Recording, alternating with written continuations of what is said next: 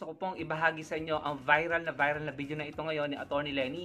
Dahil sa video ito, kitang-kita po na daig pa niya ang celebrity or dinaig pa niya ang mga kilalang K-pop sa eksenang ito dahil kitang-kita po na dinumog no, si Atty. Lenny at tuwang-tuwa ang mga kabataan nung nakita siya nung dumalo si Atty. Lenny sa event na ito sa isang eskwelahan. Ito na po.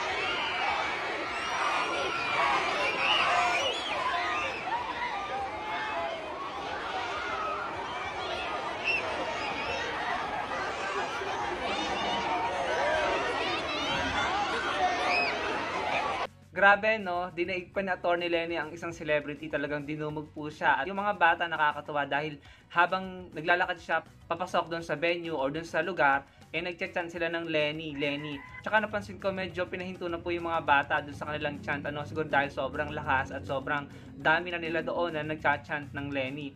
Ang nakakatuwa kung napansin nyo, yung mga bata na maliliit, talagang kilig na kilig po nung lumapit sa kanila or nung mapalapit sila kay Atty. Lenny. Talagang ewan ko kung anong charm or magic, charisma, no? Pero ako naniniwala na ang mga kabataang ito ay alam kung sino talaga si Atty. Lenny at alam kung anong ginagawa ni Atty. Lenny sa Pilipinas ngayon, no? Via Angat Buhay NGO. At naniniwala ako ang mga kabataang ito ay alam kung ano ang nagawa ni Atty. Lenny para sa Pilipinas, ano? Sana itong mga kabataang ito ay umabot no sa 2028 in case na tumakbo ulit si Atty. Lenny. Alam niyo, talagang naniniwala ako na nung nakaraang eleksyon 2022, opinion lang naman ito no, na maaaring talagang tayo yung nanalo sa Atty. Lenny.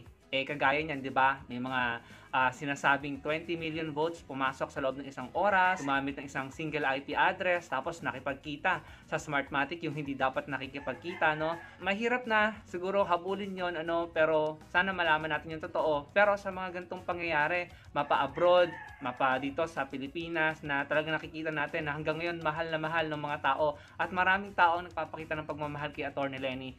Alam niyo, sa akin pong palagay ay talagang si Atty. Lenny po yung nanalo.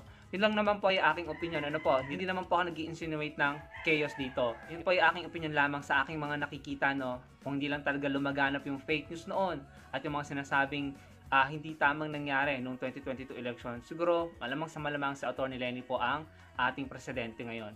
Kitang-kita tong mga kabataan ito na tuwang-tuwa sa kanilang pagsalubong, no? Especially mga bata nung napalapit na sila kay Atty. Lenny. Wala akong nakitang ganyang dating kandidato na natalo, pero talagang mahal na mahal at kitang-kita yung pagmamahal ng mga tao sa kanya. Kahit ilang taon na, no? 2022, 2024 na, malapit na naman 2025, pero parang hindi nawawala yung kilig, yung inspirasyon at saka yung galak ng mga tao kapag may mga event na nakakasama nila sa Atty. Lenny. Makailan kung umattend kayo dun sa event ng Build Pinas dun sa Lazal Green Hills sa St. Benilde, talagang dinumog din sa Atty. Lenny doon ng mga kabataan. At sakaling tumakbo sa Atty. Lenny, for sure, ang mga kabataan ito ay susuporta sa kanya. At ito nga po ang mga naging reaksyon ng ilan sa mga netizens. Sabi ni Siege Perilius, "This gives me hope. Sana yung adults matuto sa mga kabataan for a change." Sabi ni Gigi, "Nakakaiyak, ninakawan tayo ng matinong gobyerno." Sabi po ni Gigi yan. Sabi naman ni Arsenio, "Buti pa ang mga bata matalino, kahit di pa botante." At sabi naman ni Mr. Ri, "They say if you have positive energy or high vibration, animals and kids feel comfortable and happy in your presence." So yan po ay ilan lamang sa mga naging komento ng mga netizens sa viral video na ito ni Atty. Lenny. Ayan po ay kalat na at trending sa Twitter or X, sa TikTok at sa Facebook. Kaya ngayon binabahagi ko rin po sa inyo dito sa YouTube.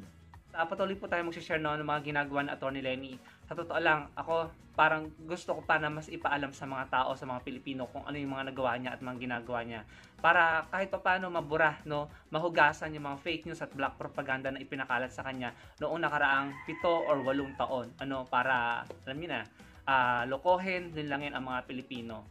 Kahit pa tumakbo siya or hindi, gusto ko lang na baguhin yung maling history ginawa ng mga troll at mga fake news peddlers. Kaya sa mga platform ko, ito po, sa Facebook yan, nagsishare po ako dyan ng mga accomplishments ni Atty. Lenny at ni Pinoy Aquino. So sana po masuportahan nyo rin po ako sa Facebook at dito rin po sa YouTube. Ito po yung Facebook page ko, Patrick.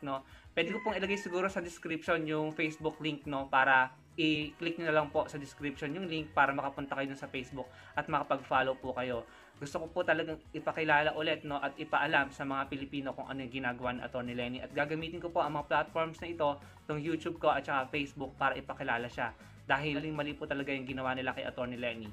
So yun lamang po, sana po yung makapag-comment kayo at ma-like nyo ang ating video at magkita-kita tayo sa susunod. Salamat po.